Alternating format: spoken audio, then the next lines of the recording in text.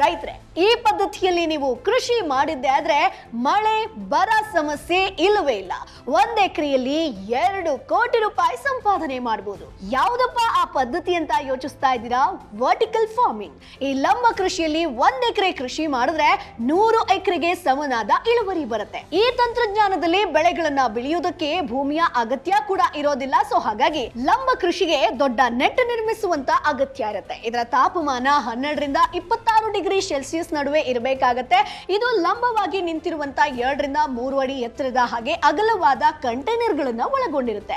ಇವುಗಳಲ್ಲಿ ನೀರಿಗಾಗಿ ಪೈಪ್ಗಳನ್ನ ನೀವು ಜೋಡಿಸ್ಕೊಳ್ಬೇಕಾಗತ್ತೆ. ಪ್ರಸ್ತುತ ದಿನಗಳಲ್ಲಿ ಅನೇಕ ಜನರು ಹೈಡ್ರೋಫೋನಿಕ್ ಅಥವಾ ಎಕ್ವಾಫೋನಿಕ್ ಲಂಬ ಕೃಷಿಯನ್ನ ಮಾಡಿ ಒಳ್ಳೆ ಆದಾಯವನ್ನ ಮಾಡಿದ್ದಾರೆ. ಇದು ಭೂಮಿಯ ಮೇಲಿನ ಕೃಷಿ ಅಲ್ಲ, ಆದ್ರೆ ಇದರಲ್ಲಿ ಅಲ್ಪ ಪ್ರಮಾಣದ ಮಣ್ಣನ್ನ ನೀವು ಬಳಸ್ಕೊಳ್ಬೇಕಾಗತ್ತೆ. ಅಷ್ಟೇ ಅಲ್ಲ, ತಾಪಮಾನವನ್ನ ನಿಯಂತ್ರಿಸೋದಕ್ಕೆ ಫಾಗರ್ ಗಳನ್ನ ನೀವು ಅಳವಡಿಸಿಕೊಳ್ಬೇಕು. ಲಂಬ ಕೃಷಿಯ ಮೂಲಕ ನೀವು ಅರಿಶಿನವನ್ನ ಬೆಳೆದು ಒಳ್ಳೆ ಲಾಭವನ್ನ ಮಾಡಬಹುದು.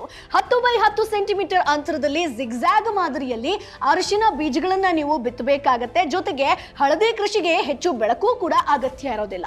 ಹಾಗಾಗಿ ಲಂಬ ಕೃಷಿಯಲ್ಲಿ ಅರಿಶಿನದ ಉತ್ತಮ ಉತ್ಪಾದನೆಯನ್ನ ನೀವು ಪಡಿಬಹುದು. ಇನ್ನು ಈ ಪದ್ಧತಿಯಲ್ಲಿ ಕೃಷಿ ಮಾಡೋದ್ರಿಂದ ಯಾವುದೇ ಸೀಸನ್ ಮೇಲೆ ಡಿಪೆಂಡ್ ಆಗುವಂತ ಅವಶ್ಯಕತೆ ಇಲ್ಲ. ಈ ಕೃಷಿ ಸಂಪೂರ್ಣವಾಗಿ ಕಟ್ಟದ ಒಳಗೆ ನಡೆಯೋದ್ರಿಂದ ಕೀಟ, ಮಳೆ, ಬಿರುಗಾಳಿಯಿಂದ ಹಾನಿಯಾಗುವಂತ ಸಾಧ್ಯತೆ ಕೂಡ ಇರೋದಿಲ್ಲ.